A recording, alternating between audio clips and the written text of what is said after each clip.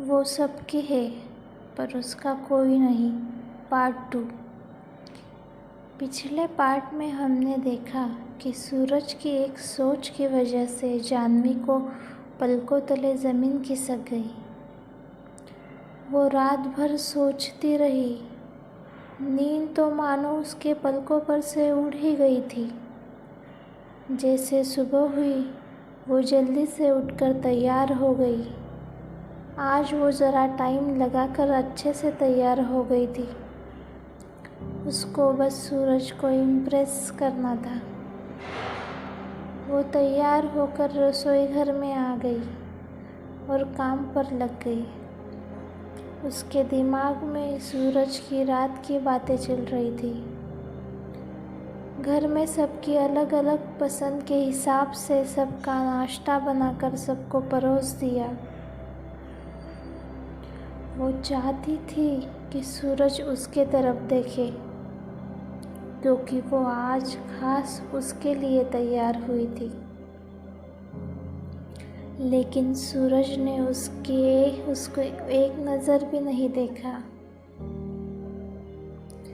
निराश होकर बेचारी रसोई घर में लौट आई और काम में लग गई। क्या घर की बहू इंसान नहीं होती? क्या उसे इमोशंस नहीं होते? क्या वो बिना पेमेंट वाली नौकरानी होती है?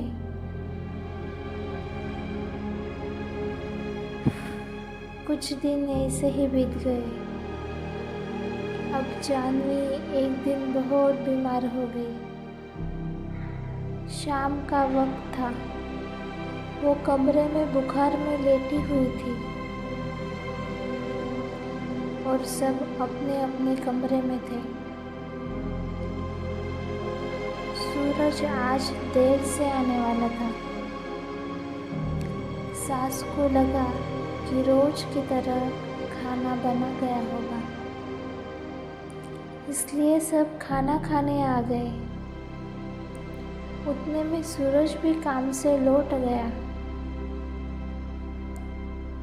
सास ने देखा रसोई घर में कोई नहीं है, ना ही खाना बना हुआ है।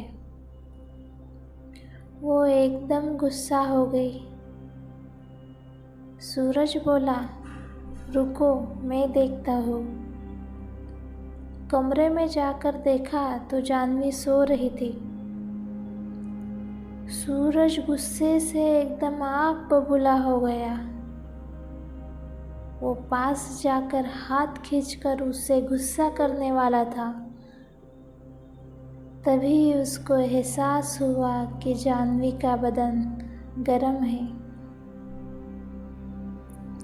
उसने ठीक से देखा और समझ गया कि जाह्नवी बीमार है। वो जल्द ही डॉक्टर को ले आया।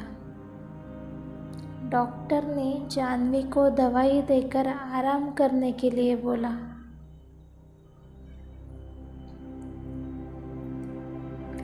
अब दूसरे दिन जाह्नवी बीमार होने के कारण सूरज बिना डब्बा लिए काम पे चला गया। घर में सूरज की माँ ने खाना बनाया और घर का सारा काम उसे ही करना पड़ा।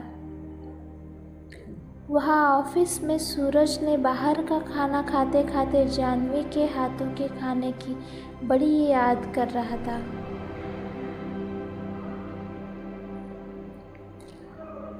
यहाँ घर का सारा काम भी सूरज की माँ को ही करना पड़ रहा था। वो बहुत ही थक जाती थी। लगातार 3 दिन ऐसा ही चलता रहा। बाद में जाह्नवी ठीक हो गई। सबने अब राहत की सांस ली। अब जाह्नवी फिर से अपने काम कर रही थी। लेकिन सबका बर्ताव उसकी तरफ अब बदल सा गया था। वो लोग अब उसकी अहमियत समझने लगे थे। हालांकि कोई मुंह पे कबूल तो नहीं कर रहा था कि उन्होंने जाह्नवी के साथ बुरा किया है, पर सबका बर्ताव जरूर बदल गया था। ये बदलाव जाह्नवी को कुछ समझ नहीं आ रहा था। वो कंफ्यूज थी कि सब उसकी अचानक से परवाह करने लगे थे।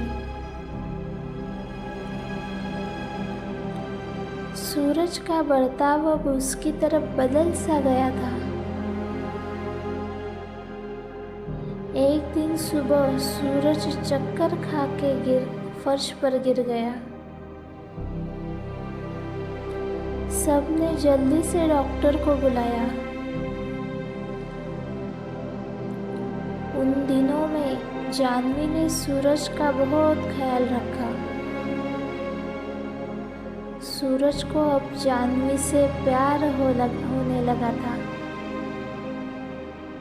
वो प्यार नहीं जो शादी के वक्त उसकी सुंदरता देखकर हुआ था, एक सच्चा प्यार। वो अब छुपी नजरों से जाह्नवी को देखा करता था। एक दिन सूरज ने सोचा कि जाह्नवी को लेकर बाहर मूवी देखने जाए, लेकिन उसे पूछने में शर्म आ रही थी। वो मूवी के टिकट तो ले आया था, लेकिन जाह्नवी को बोलने की उसकी हिम्मत नहीं हो रही थी। वो टिकट और बैग डाइनिंग टेबल पर रखकर रसोई घर में चला गया। जाह्नवी को पूछ ही रहा था, उतने में सूरज की बहन बाहर से चिल्लाने लगी,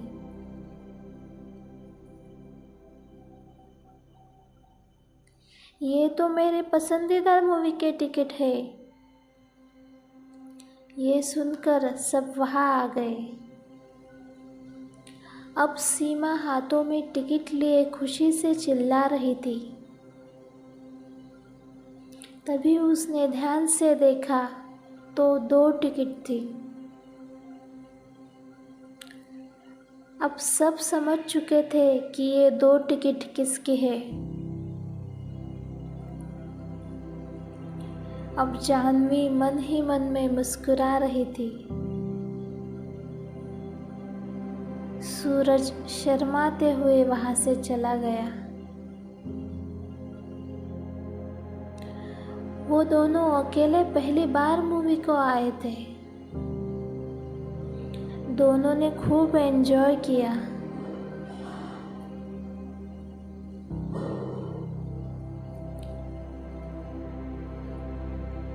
क्या जाह्नवी की सच में किस्मत बदल चुकी थी,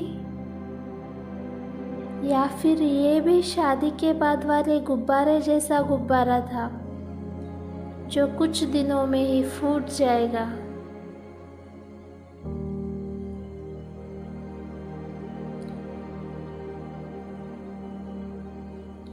जानने के लिए देखिए आगे की कहानी पार्ट 3 में।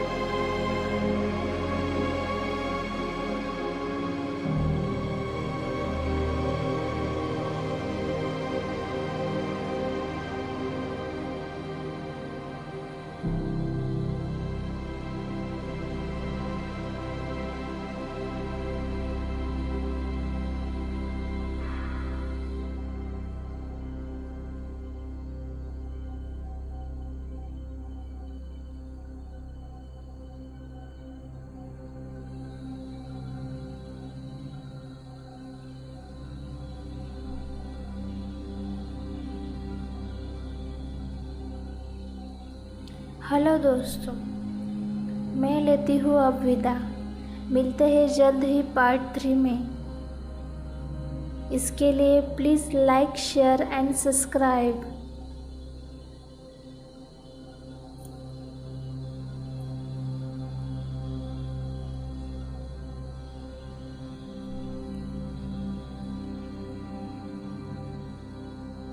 Thanks for watching.